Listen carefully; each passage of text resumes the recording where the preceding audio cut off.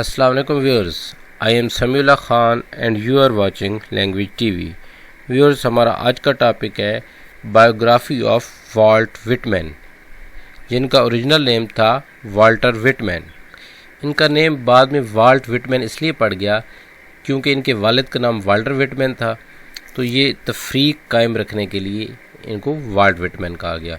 He was a major poet of American literature and he was also a representative poet of American literature. He was also a philosopher, mystic and critic। अब हम इनकी birth की बात करते हैं। ये कब पैदा हुए? 31 मई 1819 को ये पैदा हुए।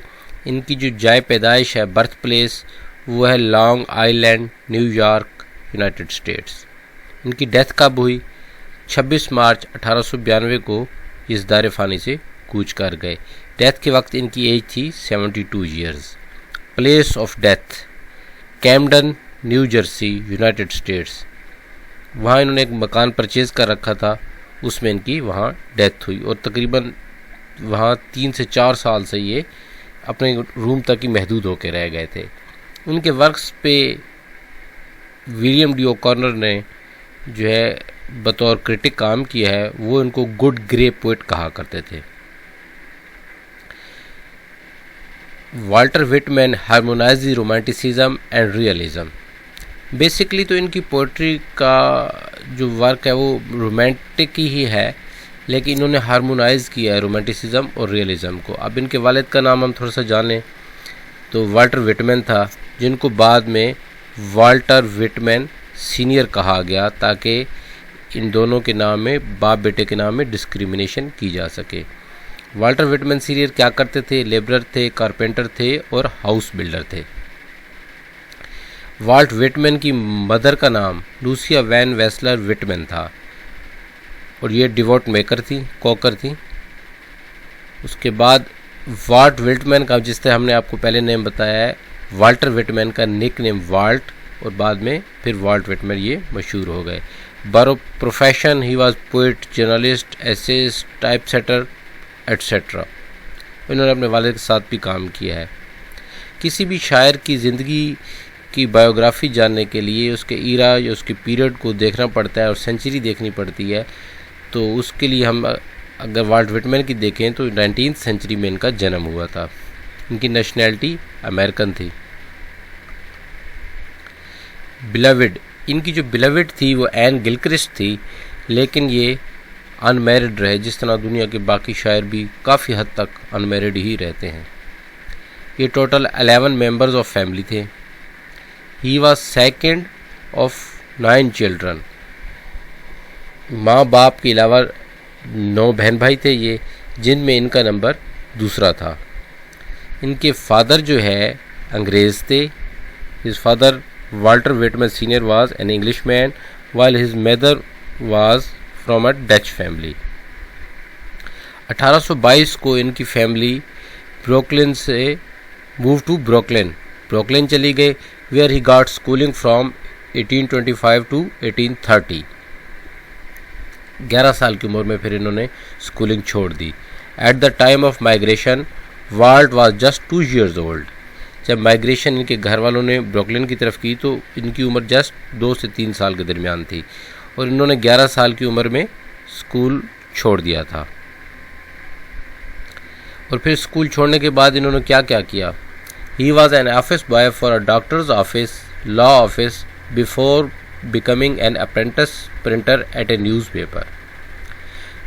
Volt Whitman got these jobs during 1830 to 1836 in Brooklyn and Manhattan. अब हम बात करेंगे कि ये स्कूल टीचर भी रहे थे। कब से कब तक रहे थे? 1836 से 1841 के दौरान मुख्तलिफ औकात में ये टीचिंग करते रहे हैं। इसी दौरान अगर हम देखें, इसके बाद जैसे जब इन्होंने टीचिंग का पेशा छोड़ा है तो ये बतौर रिपोर्टर और एडिटर भी सामने आते हैं और ये अरसा 1841 से 1847 के दरमियान है। फ्रैंकलिन एवंस के नाम से इन्होंने एक न्यूज़पेपर पब्लिश किया था, वो इन्होंने पब्लिश किया था 1842 में। ये एक अखबार के एडिटर भी रहे हैं। उस अखबार का नाम था ब्रुकलिन डेली ईगल। और वो ये रहे हैं 1846 में। ईगल को इन्होंने 1848 में छोड़ दिया और उस दौरान इन्होंने एक न्यूज़पेपर का विज़िट किया, न्यू ऑरलियंस न्यूज़पेपर, और विज़िट के बाद 1848 में ही इन्होंने उसको ज्वाइन कर लिया।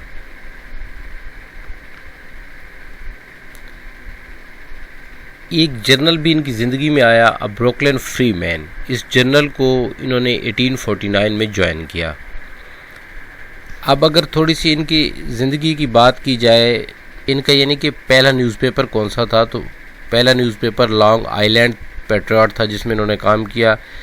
इनकी फैमिली आपको बता चुके हैं ब्रुकलिन गई थी, और फिर इनकी फैमिली ने मूव कहाँ किया, his family move back to Long Island in 1833, जहाँ इनकी जाए पैदाइश है। ब्रुकलिन से वापस लॉन्ग आइलैंड तक चले गए, लेकिन now Whitman was alone in Brooklyn. Brooklyn में ये अकेले रह गए। स्कूल टीचिंग के हवाले से आपको हम पहले ही बता चुके हैं। और एक वाक़या ये भी कहा जाता है कि जब इन्होंने जर्नलिज़म छोड़ा तो उसकी क्या वजह थी कि जिस न्यूज़पेपर में ये काम करते थे वहाँ जो है आग लग गई थी। इन्होंने टीचिंग क्यों छोड़ी थी? Due to lack of interest in teaching. तो टीचिंग एक दफ़ा छोड़ी और फिर जो है विंटर ऑफ 1842 स्प्रिंग ऑफ 1841 इन्होंने ज्वाइन भी की थी। आपको लेक्चर के आगाज़ में बताया था कि ये टाइप सेटर भी रहे थे।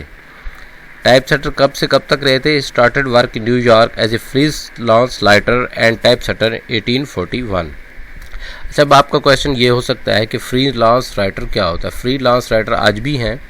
वो ये होते हैं कि वो परमानेंट किसी भी फॉर्म में, न्यूज़पेपर में, कंपनी में काम नहीं करते। वो अपना कोई मजमून लिखते हैं, ऐसे लिखते हैं, जैसे हमने आपको बताया था ये एसिस्ट भी थे। तो फिर वो किसी भी न्यूज़पेपर को, जर्नल को या मैगज़ीन को सेल कर सकते हैं।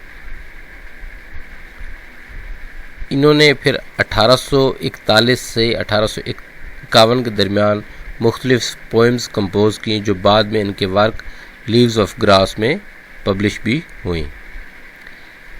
1850 से 1854 के दरमियान इन्होंने ये पार्ट टाइम जर्नलिस्ट रहे। अपने वालिद के साथ भी इन्होंने हाउस बिल्डर और कॉन्ट्रैक्टर के तौर पे भी काम किया। इनकी ज़िंदगी का जो सबसे अहम इवेंट है वो दो हैं। फर्स्ट जो है वो है 1861 से 1865 में जो सिविल वार जो है ब्रोक हुई थी। Civil war broke out in 1861, जो 1861 से लेके 1865 तक रही। और इसके दौरान जो है, इस सिविल वार के दौरान इन्होंने बतौर मेल नर्स मिलिट्री हॉस्पिटल्स में भी काम किया है यूएस में। इब्राहिम लिंकन को ये बतौर हीरो लेते थे। 1865 में उनकी डेथ हुई तो ये बहुत ज़्यादा गमज़दा हुए और इस हवाले से इन्होंने कुछ पोएम्स भी लिखी हैं। 1873 में इनको जो है सेहत के हवाले से एक झटका लगा और छोटा सा पैरालिटिक स्ट्रोक जो है इनको हुआ और उससे इनके जिस्म काफ़ी हद तक काम करने से मफलूज हो गया। 1888 से 1892 के दौरान इनका ज़्यादातर वक्त कैम्पटन न्यू जर्सी में एक मकान में गुजरा जो इनकी ज़ाती मलकियत था। अब हम इनके वर्क्स की बात करते हैं, मुख्तसर सी बात करें। कोशिश तो करेंगे नेक्स्ट लेक्चर स्पेशल इनके वर्क्स पे बनाए, अगर ना बना सके तो इन्हीं से आप गुजारा कीजिए। इनकी जो पहली पोएम पब्लिश हुई वो एक अखबार था न्यूयॉर्क इवनिंग पोस्ट, उसमें हुई। इनकी जो पहली पोएम है उसका नाम है ब्लड मनी और वो 1850 में पब्लिश हुई। ब्लड मनी फ्री वर्स में है, विच वाज, और फ्री वर्स क्या होता है उसमें, जिसमें ना मीटर होता है और ना रीम स्कीम होती है। यहाँ मीटर की स्पेलिंग गलत है तो आप इसे करेक्ट कर लीजिएगा।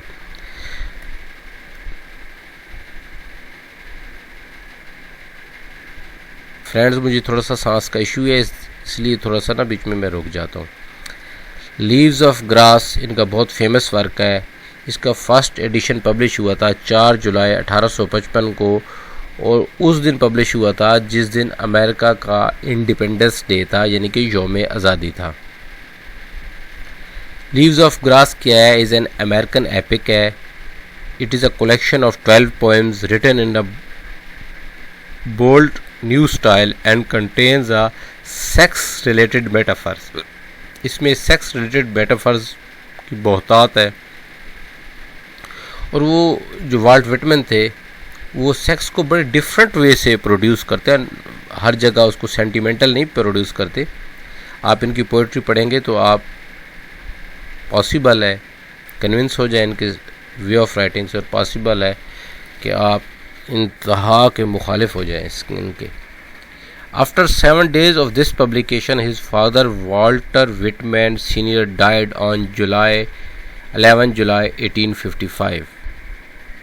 इनका जो बेहतरीन वार्का लीव्स ऑफ ग्रास उसके छपने के 7 दिन बाद इनके वालिद की डेथ हो गई। इन 1861 he worked as a male nurse in the American military hospitals. में हमने आपको पहले भी बताया है कि सिविल वार के दौरान इन्होंने वर्क किया था, तो वो कौन सी ईयर में किया था? 1861 में बतौर male nurse. On 12 April 1861 American war was broke out which was ended in 9 April 1865। इनकी ज़िंदगी का सबसे इम्पोर्टेंट इवेंट ये है। इन 1871 अ न्यूज़पेपर मिस्टेकनली की यहाँ स्पेलिंग स्टूडेंट्स गलत हो गए, इसे दुरुस्त कर लीजिएगा। Reported that the author of leaves of grass died in a rail road accident. एक अखबार ने गलती से खबर छाप दी कि रेल रोड एक्सीडेंट में लीव्स ऑफ ग्रास के ऑथर यानी कि वाल्टर विटमैन का एक्सीडेंट हुआ और वो फौत हो गए हैं। तो हम तो समझते थे शायद हमारे अखबार जो है गलत खबर छापते हैं, तो यूरोप के भी छापते थे, लेकिन आज से 200 साल पहले बल्कि 250 साल पहले हम आज तक छाप रहे हैं। In 1871, after that fake news, Whitman published Democratic Vistas and Passage to India. इनकी इस खबर के बाद इनके 2 वर्क सामने आए डेथ की खबर के बाद, Democratic Vistas and Passage to India. तो काराइन को, ऑडियंस को पता चल गया, रीडर्स को पता चल गया कि ये अभी ज़िंदा है। व्यूअर्स एक बात याद रखिएगा, पैसेज टू इंडिया जो E.M. फॉस्टर का है वो नावल है, और पैसेज टू इंडिया जो पोएम है वो वाल्टर विटमैन की है। He died at the age of 72 in 1892 में इनकी डेथ हो गई। अब हम इनके कुछ इम्पोर्टेंट वर्क्स की बात करेंगे जो पहले आए हैं, मे बी वो रिपीट भी हों इसमें।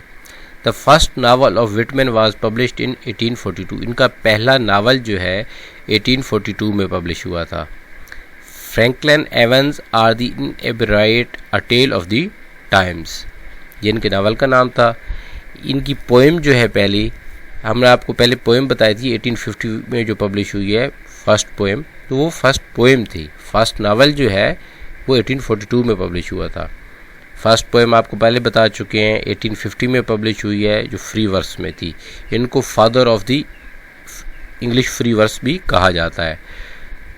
Whitman was considered the father of English free verse. Leaves of Grass. Leaves of Grass is considered as the Bible of democracy. अब अंदाज़ा लगाएं कितनी इम्पोर्टेंस देते हैं अमेरिकन इसको, वो बाइबल ऑफ डेमोक्रेसी कहते हैं लीव्स ऑफ ग्रास को। इसके टोटल 9 एडिशंस थे और फ्री वर्स में 4 जुलाई 1855 को ये पब्लिश हुई। सॉन्ग ऑफ माई सेल्फ इनका एक वर्क है। This poem is basically an elegy included his famous work leaves of grass में ही ये है सॉन्ग ऑफ माई सेल्फ, लेकिन इनका एक मशहूर वर्क है। इब्राहिम लिंकन की याद में इन्होंने एक पोएम लिखी थी, O Captain my Captain. It is an extended metaphor. It is about the death of Abraham Lincoln who was the 16th president of United States. अब इनके 2 वर्क्स के हम ईयर आपको बता दें किस ईयर में पब्लिश हुए थे, जिनका हम पहले आपको नाम बता चुके हैं। Democratic Vistas and Passage to India was also published in 1871। Viewers जहाँ तक हमारा आज का लेक्चर था, नेक्स्ट लेक्चर तक के लिए इजाज़त दीजिए। अल्लाह नेगेबान।